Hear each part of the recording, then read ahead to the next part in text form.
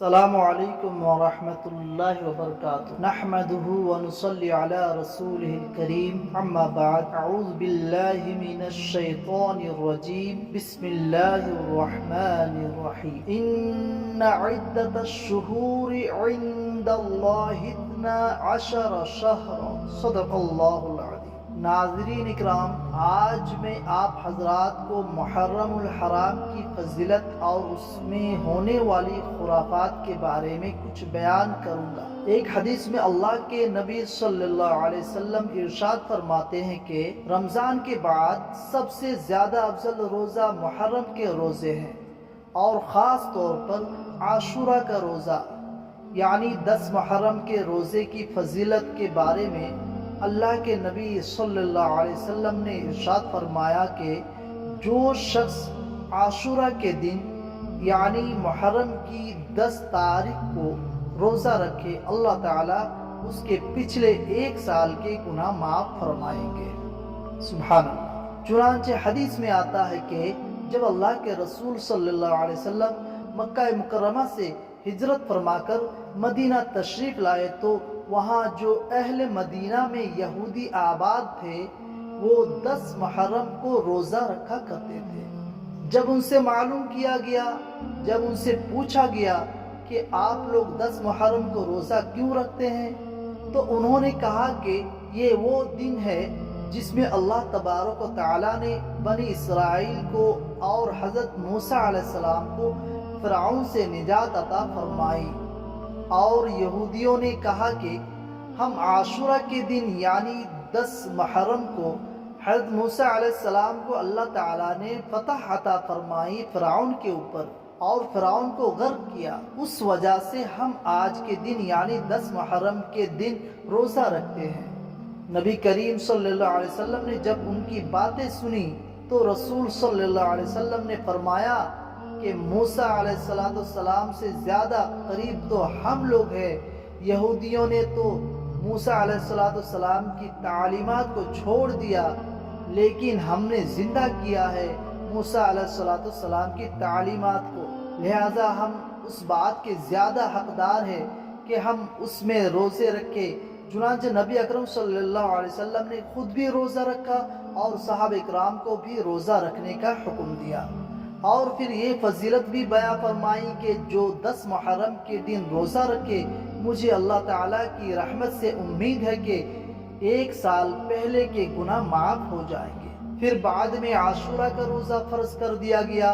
اس وقت تک رمضان کے روزے فرض نہیں ہوئے تھے، تو اللہ تعالیٰ نے عاشورہ کا روزہ فرض کر دیا تھا مسلمانوں کے اوپر۔ چنانچہ رمضان کے روزہ کی فرضیت سے پہلے سارے مسلمان فریضہ کے طور پر عاشورہ کے دن کی روزہ رکھا کرتے تھے۔ بعد میں جب رمضان کے روزے فرض کیے گئے تو اس وقت عاشورہ کے روزے کی فرضیت ختم کر دی گئی۔ نبی اکرم صلی اللہ علیہ وسلم نے فرمایا کہ اب جو چاہے عاشورہ کا روزہ رکھے اور جو چاہے نہ رکھے، یعنی رکھے تو ثواب، نہ رکھے تو گناہ بھی نہیں۔ البتہ اس میں نبی کریم صلی اللہ علیہ وسلم نے تھوڑی سی ترمیم فرمائے اور یہ فرمایا کہ اگر عاشورہ کا روزہ رکھو تو 1 روزہ اور ملا لو، چاہے تو 9 یا 10 کا روزہ رکھو یا 10 اور 11 محرم کا روزہ رکھو، اس میں بڑی فضیلت ہے۔ اور نبی کریم صلی اللہ علیہ وسلم نے صحابہ رضی اللہ عنہ سے فرمایا کہ یہودیوں کی مخالفت کرو، اگر یہ لوگ 1 روزہ رکھتے ہیں تو تم لوگ 2 روزہ رکھو، تاکہ اس کے اور تمام اعمال میں کوئی مشابہت نہ رہے۔ بہرحال محرم کے حوالے سے یہی چیزیں ملتی ہے۔ دوسرا حکم یہ ہے کہ 10 محرم کے دن اپنے اہل و عیال میں کھانے میں فراخی کرے، اس دن اچھا کھانا بنائے۔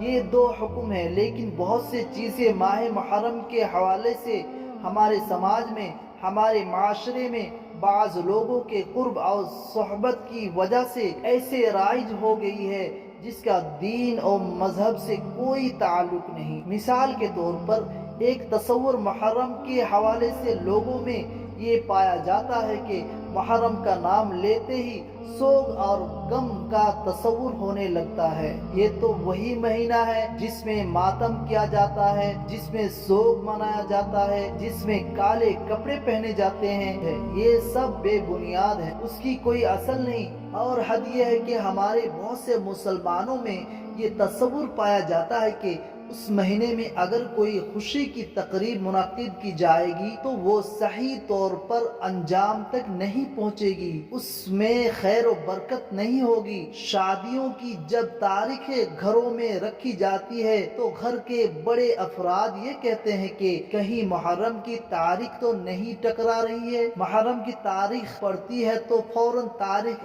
آگے پیچھے کی جاتی ہے کہ کہیں محرم میں نکاح نہ ہو جائے۔ یہ تصور سراسر غلط اور جھوٹ ہے۔ حضرت فاطمہ رضی اللہ عنہ کا نکاح حضرت علی رضی اللہ عنہ کے ساتھ محرم کے اسی مہینے میں ہوئی۔ خود جناب رسول اللہ صلی اللہ علیہ وسلم کا نکاح حضرت صفیہ رضی اللہ عنہ کے ساتھ اسی ماہ مبارک میں ہوا۔ اگر محرم کے مہینے میں کیا جانے والا نکاح خیر و برکت کا باعث نہ ہوتا تو یہ دونوں نکاح کیسے اس ماہ مبارک میں ہو سکتے تھے؟ اور اس سے زیادہ مبارک جوڑا دنیا میں کون سا ہو سکتا ہے؟ جھوٹے ہیں وہ لوگ جو اس تصور کو عام کرتے ہیں کہ اس مہینے کے اندر خوشی کی تقریب منعقد کرنا خیر و برکت کا باعث نہیں ہوتا۔ یہ اثر ہے ان لوگوں کی صحبت کا جو شرعی اور اسلامی تصور کے خلاف سوگ، ماتم اور غم کے مہینے کے طور پر مناتے ہیں۔ بہرحال میں اس ماہ مبارک کے اندر کرنے کی جو کام ہے وہ دو ہی کام۔ ایک، اس ماہ مبارک کے اندر آدمی 9